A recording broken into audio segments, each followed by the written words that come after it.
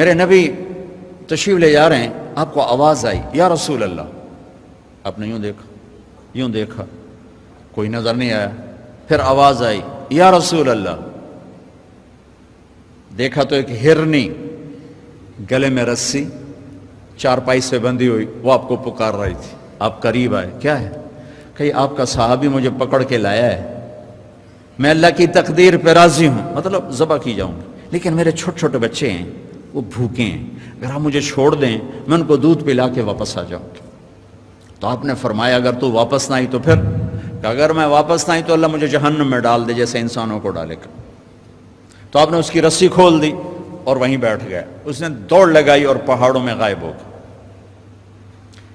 دیر گزر گئی تو آپ نے دیکھا وہ پہاڑ سے اتر رہی تھی اور آ کر کہا یا رسول اللہ میں حاضر ہوں۔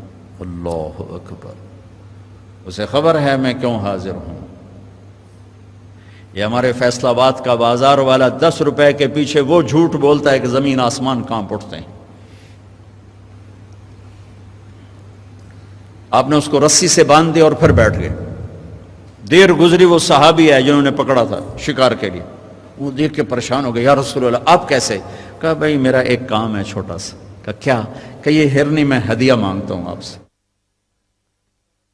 انہوں نے کہا یا رسول اللہ ہم تو جان قربان کرنے کے پیچھے پھر رہے ہیں، آپ ہرنی کہتے ہیں؟ کہ بس یہ دے دو، لے لو۔ تو آپ نے اس کی رسی گردن سے نکالی، کہا الحق بأہلک، جا اپنے بچوں کے پاس چلی جا، سچ نجات دیتا ہے، جھوٹ ہلاک کرتا ہے۔ میرے بچوں ایک ہرنی جتنی سچائی سیکھ لو، اپنی زندگی سے جھوٹ نکالو اگر اللہ کو پسند آنا چاہتے ہو۔ نہ تہجد پڑھو، نہ اشراق پڑھو، نہ اوابین پڑھو، فرض نماز کا تو معافی کوئی نہیں، اس کی تو معافی کوئی نہیں، سچ بولو۔ فرض روزے کی معافی کوئی نہیں، مت رکھو تم نفلی روزے، مت کرو تم نفلی حج۔ فرض حج ہے کرو، فرض زکوٰۃ ہے ادا کرو، فرض نماز ہے نہیں چھوڑ سکتے۔ سچ نہ چھوڑو، سچائی نہ چھوڑو۔ جو قوم جھوٹ اور بددیانت کا شکار ہوتی ہے انہیں دنیا کی کوئی طاقت عزت نہیں دے سکتی، چاہے وہ تہجد گزار ہوں اور چاہے وہ دہریے ہوں۔ اور جو قوم سچ اور امانت پہ کھڑی ہو جاتی ہے انہیں کوئی شے ذلیل نہیں کر سکتی، چاہے وہ ایمان والے ہوں اور چاہے وہ 360 پتھروں کے پجاری ہوں۔ اپنی زندگی سے جھوٹ نکال دو اللہ کے واسطے۔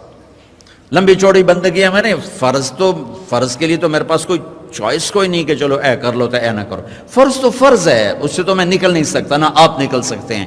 لیکن میرے عزیزو سچے بن جاؤ، سچے بن جاؤ، دیانتدار بن جاؤ، دیانتدار بن جاؤ۔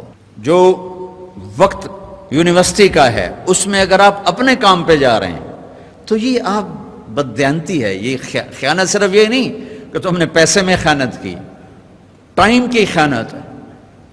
یونیورسٹی کے ٹائم میں پروفیسر صاحب اخبار پڑھ رہا ہے، یہ خیانت ہے اس وقت کے ساتھ جس کی گورنمنٹ اس کو تنخواہ دے رہی۔ یونیورسٹی کے ٹائم میں وہ حاضریاں لگا کے اور اپنے کام کو جا رہا ہے، یہ خیانت ہے اس ٹائم کے ساتھ جس کی وہ تنخواہ لے رہا ہے۔ اس کو سرکاری گاڑی ملی ہے، اس کے بچوں کو اسکول چھوڑنے جا رہی ہے، یہ خیانت ہے۔ بددیانتی اللہ کی نظروں سے گراتی ہے جیسے پتھر اوپر سے نیچے آ کر گرتا ہے، اور دیانت آدمی کو لے جاتی ہے 7 آسمان عرشوں تک پہنچا دیتی ہے دیانتداری۔ جو ٹائم یونیورسٹی کا مقرر ہے اس سے اگر آپ گھنٹہ لیٹ آ رہے ہو، آپ نے 1 گھنٹے کی خیانت کی ہے۔ خیانت صرف پیسے جوڑ مارنے کو نہیں کہتے۔ آپ نے بچوں کو پڑھانا ہے، نہیں پڑھایا، تم نے پڑھنا ہے، تم آئے پڑھنے کے لیے، یہاں تم کسی اور کام میں لگے ہو، تم نے ماں باپ سے بھی خیانت کی، اللہ سے بھی خیانت کی، اس یونیورسٹی کے ساتھ خیانت کی۔ پروفیسر صاحب یونیورسٹی کے ٹائم میں کسی اور کام میں لگا ہوا ہے، یہ خیانت ہے۔ اگر اللہ اس کے رسول کا پسندیدہ بننا ہے تو میں لمبے چوڑے وظیفے نہیں بتا رہا ہوں، چھوٹی چھوٹی 2 باتیں بتا رہا ہوں۔ سچائی، امانت، سچائی، امانت۔